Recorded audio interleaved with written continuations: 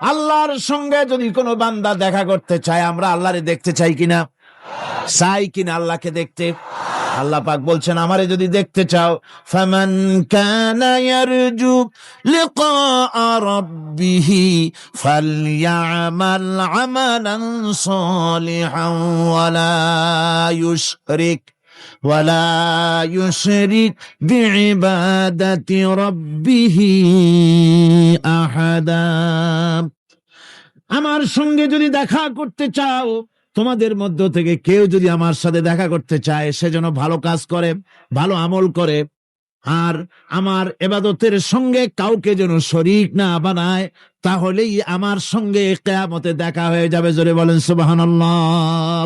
আল্লাহর সঙ্গে দেখা করতে হলে তার ইবাদত করতে হবে, গোলামি করতে হবে, এবং কাউকে শরীক স্থাপন করা যাবে না। এই গোলামি করতে হবে, ইবাদত করতে হবে কতদিন? আল্লাহ রাব্বুল আলামিন বলছেন, ওয়া'বুদ রাব্বাকা হাত্তা ইয়াতিয়াকাল ইয়াকিন।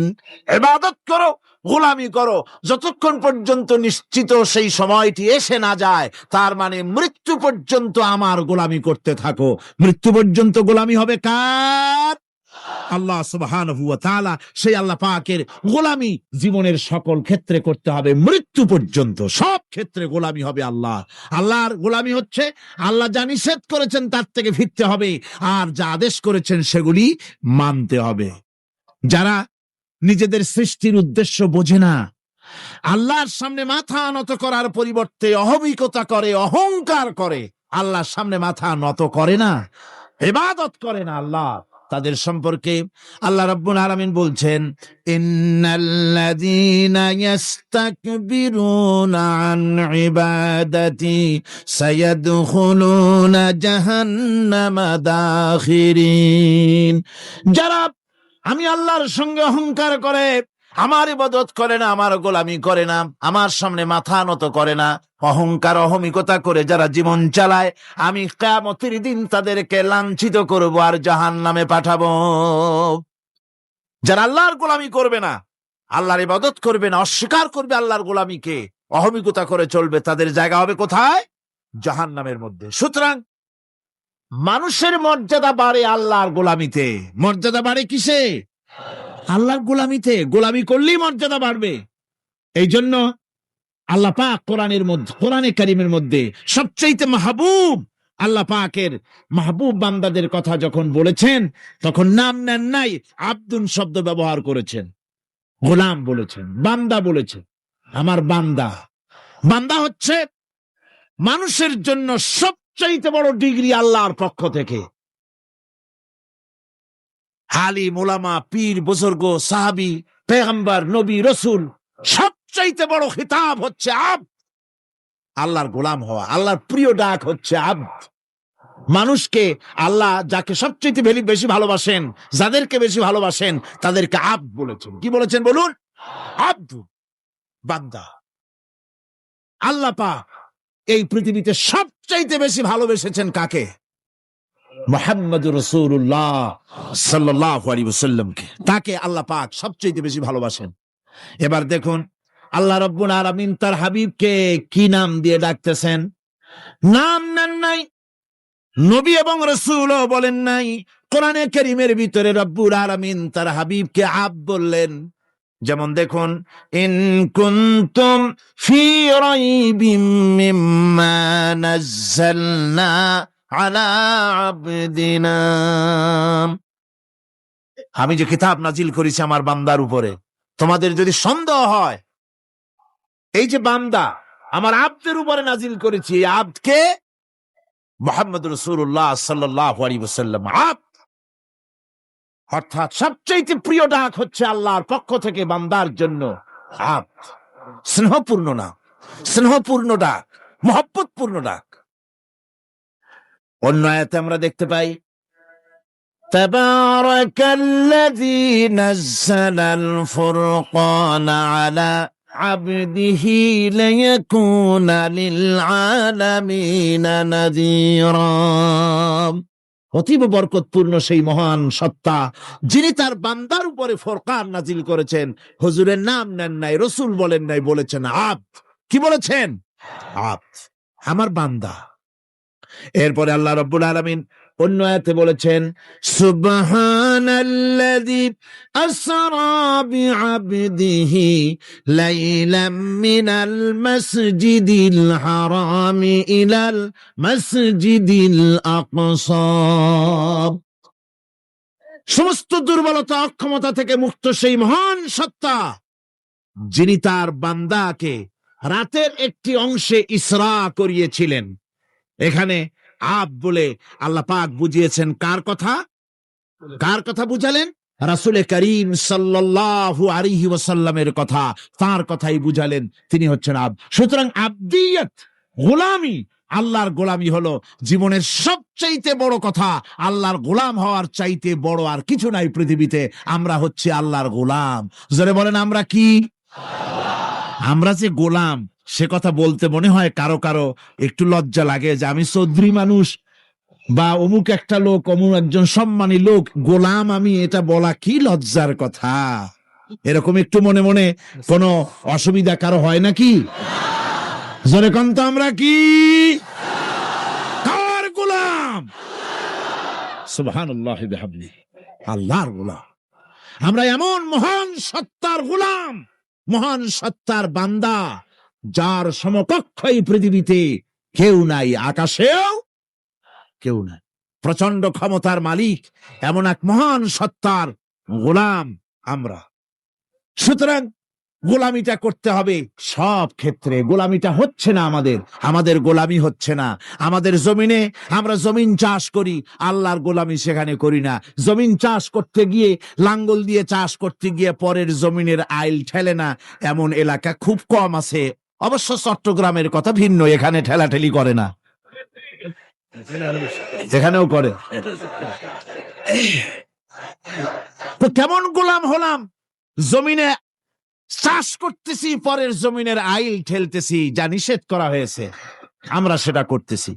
আল্লাহ নিষেধ করছেন সুদ খেও না, আমরা সে সুদের মধ্যে যাচ্ছি। আল্লাহ নিষেধ করেছেন জুয়া খেলতে, সেই জুয়া খেলা হচ্ছে। মদ খেতে নিষেধ করেছেন, সেই মদ খাওয়া হচ্ছে। অর্থাৎ যা যা নিষেধ করা হয়েছে সমাজের মধ্যে সেগুলি বেশি করে চলতেছে, ঠিক কিনা? তাহলে কি বান্দা হতে পারলাম? বান্দা হতে পারি নাই, গোলাম হতে পারি নাই। গোলাম হতে হবে আল্লাহ পাকের। কি হতে হবে জোরে কোন? গোলাম হতে হবে জীবনের সকল ক্ষেত্রে। আল্লাহর হক বান্দার উপরে কি, আর বান্দার উপরে আল্লাহর হক কি, এ ব্যাপারে একটি হাদিস এসেছে। ওয়ান মুআজ বিন জাবাল রাদিয়াল্লাহু তাআলা আনহু قال كنت رديف النبي صلى الله عليه وسلم على حمار فقال لي يا معاذ أتدري ما حق الله على العباد وما حق العباد على الله। হযরত মুআজ বলছেন, আমি রাসূল করিম সাল্লাল্লাহু আলাইহি ওয়াসাল্লামের গাধার পৃষ্ঠে হুজুরের পেছনে বসা ছিলাম। হুজুর আমাকে জিজ্ঞেস করলেন, মুআজ তুমি কি জানো বান্দার উপরে আল্লাহর হক কি আর আল্লাহর উপরে বান্দার হক কি? কুলতু আল্লাহু ওয়া রাসূলুহু আ'লামু, বললাম আল্লাহ এবং তার রাসূল খুব ভালো জানেন। আমি কি করে জানবো? আল্লাহ এবং তার রাসূল খুব ভালো জানেন। ক্বালা হাক্কুল্লাহি আলাল ইবাদি আন ইয়াবুদুহু ওয়া লা ইউশরিকু বিহি শাইআ। বান্দার হক হচ্ছে আল্লাহর উপরে এই যে বান্দা গোলামি করবে আল্লাহর, ইবাদত করবে আল্লাহ, আর আল্লাহর সাথে কাউকে শরীক স্থাপন করবে না। এটা হচ্ছে আল্লাহর উপরে কার হক? বান্দার হক। আর আল্লাহর হক হচ্ছে বান্দার উপর কি? ওয়া হাক্কুল ইবাদি আলাল্লাহ আল্লাহ ইউআযযিবা মান লা ইউশরিকু বিহি শাইআ। বান্দার উপরে আল্লাহর হক হচ্ছে যে বান্দা আল্লাহর গোলামি করবে আর শরীক স্থাপন করবে না আল্লাহর সাথে, আল্লাহ তাকে শাস্তি দিবেন না। সুবহানাল্লাহ বিহামদিহি। আল্লাহ তাকে আযাব দিবেন না, আল্লাহ তাকে শাস্তি দিবেন না। সুতরাং তাওহীদের আকীদা মজবুত হতে হবে। আখিরাতের কামিয়াবি এর উপরে নির্ভরশীল। আমরা যদি আখিরাতে কামিয়াবি চাই, কি বলেন, আখিরাতে কি আমরা জীবনের সফলতা চাই? জোরে বলেন, সফলতা চাই। আখিরাতের কামিয়াবি যদি চাই, জাহান্নাম থেকে যদি বাঁচতে চাই, বেহেশতে যদি যেতে চাই, তাহলে আকীদাকে মজবুত করতে হবে। আল্লাহর সাথে কাউকে শরীক স্থাপন করা যাবে না। এবং আল্লাহ সৃষ্টিকর্তা। কোরআনে পাকের শিক্ষা অনুযায়ী আল্লাহরে বিশ্বাস করি, এতটুকুন কথা বললেই তাওহীদের হক আদায় হয় না। তাওহীদের হক হচ্ছে আল্লাহ পাককে সৃষ্টিকর্তা, পালনকর্তা, বিধানদাতা, রিজেক দাতা, কল্যাণদাতা সবকিছু হিসাবে মানতে হবে কাকে? আল্লাহ পাককে। জোরে সরে বলুন, কাকে মানতে হবে? সমস্ত ক্ষমতা হচ্ছে আল্লাহ। সমস্ত ক্ষমতা কার? আল্লাহর নাম নিতে শরম করে নাকি? তাহলে জোরে সরে কোন সমস্ত ক্ষমতা কার? আল্লাহ রাব্বুল আলামিনের এত বড় ক্ষমতা, সাগরকে নগর বানাতে পারেন, নগরকে সাগর বানিয়ে দিতে পারেন, এতিমকে রাষ্ট্রের মালিক বানায় দিতে পারেন, ধনীকে গরিব বানায় দিতে পারেন, গরিবকে ধনী বানায় দিতে পারেন, মৃত্যুকে জিন্দা করতে পারেন, জিন্দা কি মৃত্যু করে দিতে পারেন, পথের লোককে ধরে প্রেসিডেন্ট বানায় দিয়া ফুলের মালা দিয়া গলা থেকে পা পর্যন্ত ভরে দিতে পারেন। আবার আল্লাহ যদি নারাজ হয়ে যান, প্রেসিডেন্টের ফুলের মালার পরিবর্তে জুতার মালা গলায় দিয়া জেলখানার মধ্যে ঢুকাইয়া দিতে পারেন। তাহলে ক্ষমতাটা কার? বিশ্বাস করেন? সমস্ত ক্ষমতার মালিক আল্লাহ। আকীদা মজবুত হতে হবে। আমার মুসলমান ভাইরা, আকীদায় গড়বড় যদি হয়ে যায়, তাওহীদ বুঝতে যদি ভুল করেন, জীবন বরবাদ হয়ে যাবে। আর কিছু যদি না পারেন, অন্তত ঈমান ও আকীদাকে মজবুত করে যদি আল্লাহর দরবারে উঠতে পারেন, ফাকাদ ফাজা ফাওজান আযীমা, বিরাট কামিয়াবি আসবে কিয়ামতে। যদি আকীদাটাকে মজবুত করে না ওঠা যায় আল্লাহর দরবারে। সেজন্য আমি কোরআন আমাদেরকে কি শিখালো সেই কথাই বলছি। আল্লামাল কোরআন, কোরআন কি শিখায়ছে? তাবিজ শিখায় নাই। কোরআন আমাদেরকে শুধুমাত্র মাথা ঝুলে ঝুলে তেলাওয়াত, এটা শিখায়নি। কোরআন তেলাওয়াত করতে হবে, বুঝতে হবে, আমল করতে হবে। কোরআন শিখাচ্ছে। কে শিখাচ্ছে? কোরআন। তার মানে কে? আল্লাহ। কে শিখাচ্ছেন? আল্লাহ সুবহানাহু ওয়া তাআলা শিখাচ্ছেন। বান্দা শোনো ভালো করে। وَيَمْسَسْكَ اللَّهُ بِضُرٍّ فَلَا كَاشِفَ لَهُ إِلَّا هُوَ। আল্লাহ যদি তোমার কোনো ক্ষতি সাধন করতে চান, তাহলে সেই ক্ষতি থেকে তোমাকে কেউ রক্ষা করতে পারবে না। এটা হবে ঈমান। এটা কি?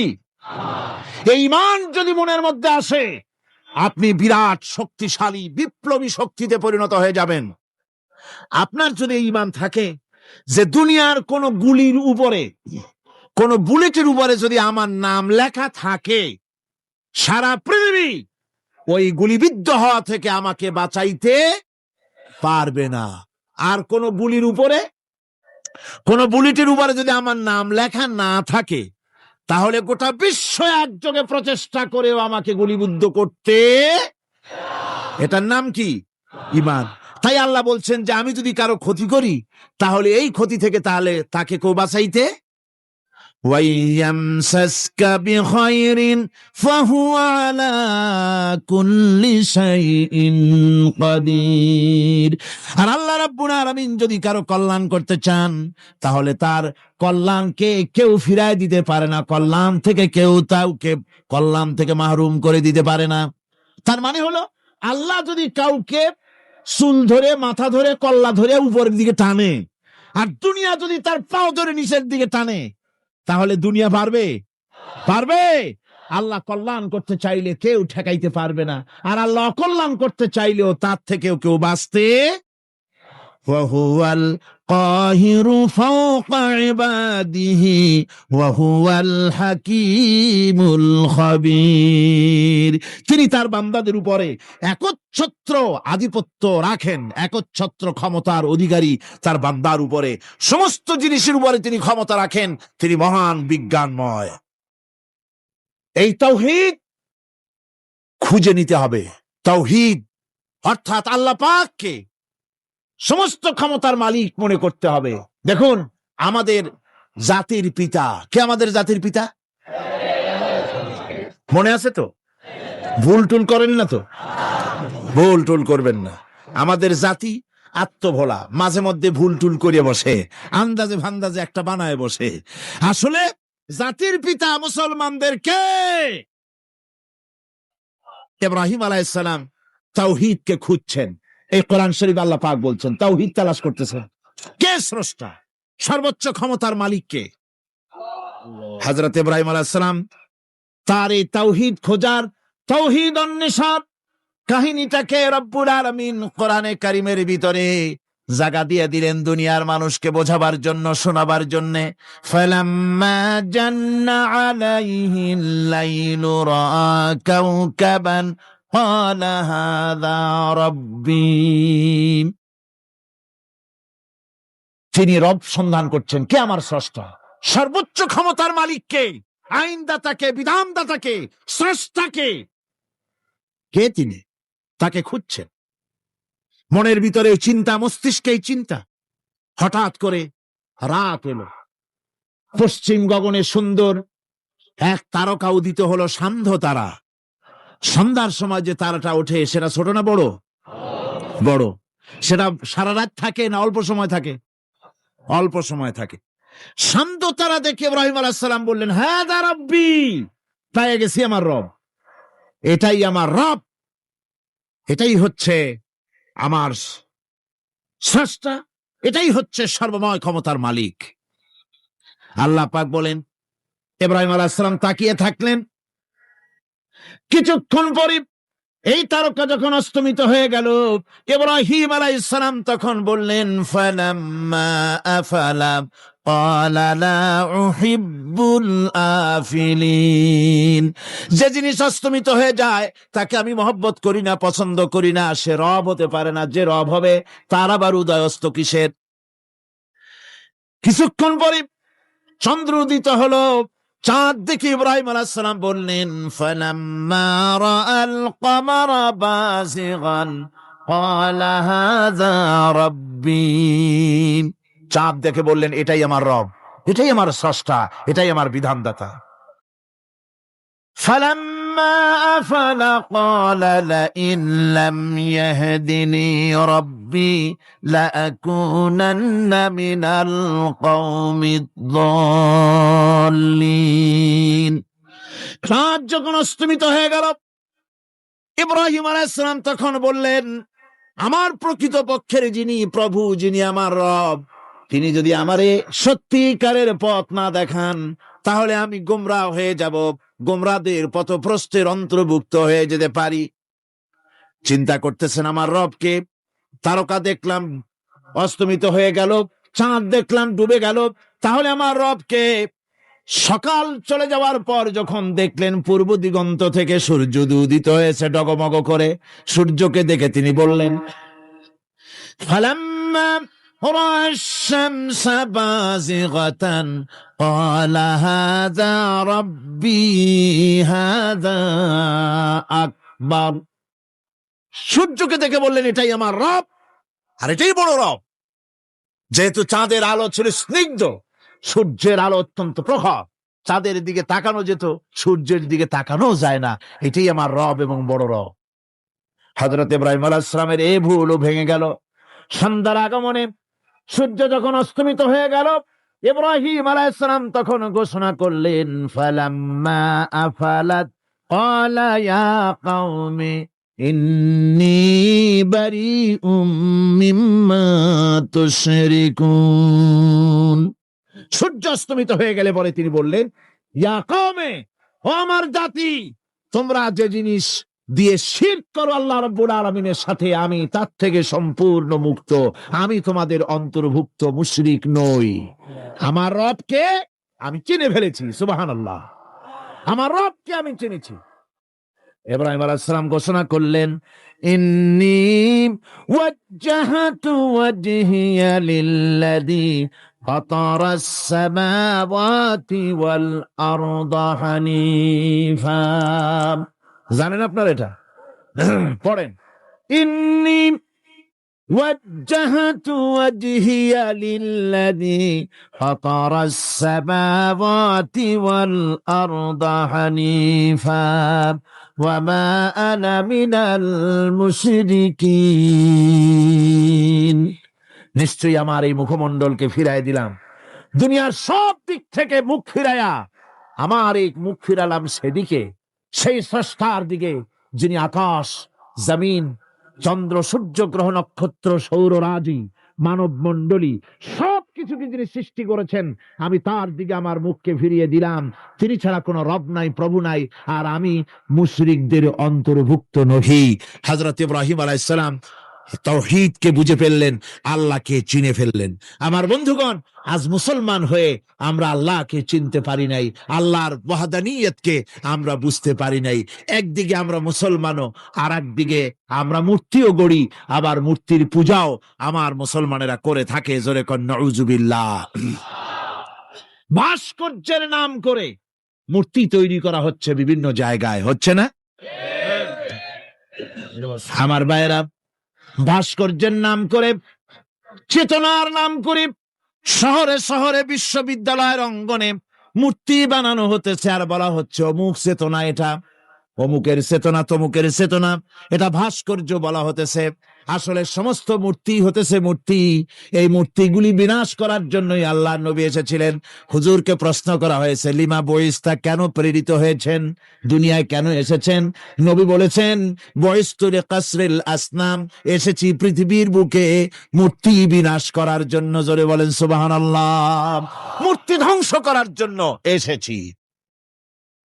আল্লামা ইকবাল, বিশ্ব কবি, কবি সম্রাট আল্লামা ইকবাল বলছেন, বুত সেকান উঠে গায়ে বাকি জু রহে বুতগর হ্যাঁ, বুত সেকান উঠে গায়ে বাকি জু রহে বুতगर है, था बेराहिम पेदर और पेसर आजर है। বুত সেকান উঠ গায়ে, যারা প্রতিমা ভাঙতে এসেছিল পৃথিবীতে, তারা বিদায় হয়ে গিয়েছেন।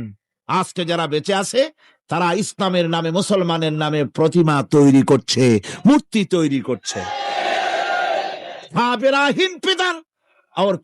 আজর হয়, এক সময় ছিল এমন যখন আজরের ঘরে ইব্রাহিম পয়দা হয়েছে, আর আজ ইব্রাহিমের ঘরে আজর পয়দা হচ্ছে। বন্ধুগণ, আল্লাহর ইবাদত পরিপূর্ণভাবে আল্লাহর জন্যই হতে হবে। মূর্তির সাথে, মূর্তি তৈরি করার সংস্কৃতির সাথে মুসলমানদের কোনো সম্পর্ক থাকতে পারে না। জোরে বলেন, পারে? পারে না। বিশ্ববিদ্যালয়ের অঙ্গনে, রাস্তার মোড়ে মোড়ে চেতনার নাম করে মূর্তি যারা বানাচ্ছেন গায়ের জোরে, আল্লাহর কসম, আল্লাহর দরবারে উঠতে হবে একদিন, সেদিন মজা টের পাবে। কারে বলে চেতনা? মূল চেতনা তো সেদিন জাগ্রত হবে। আজকে তো আসল চেতনা আসে নাই, চেতনা হবে সেই দিন। চেতনা কারে কয়? চেতনা কত প্রকার এবং উহা কি কি উদাহরণ শহরে বুঝাইয়ে দেওয়া হবে। আমার ভাইরা, মাথা জায়গায় যেয়ে দেখবেন কি, শুধু মাথাই দেখবেন, আপনারও একটা মাথা, দেখবেনও মাথা। আল্লাহ পাক তো গোটা ময়দান ভরে দিয়েছেন, আলহামদুলিল্লাহ। আমি প্রথম দিন বলেছিলাম, কোরআনের মাহফিলের চাইতে শ্রেষ্ঠ মাহফিল আল্লাহর আকাশের নিচে জমিনের উপরে আর নাই।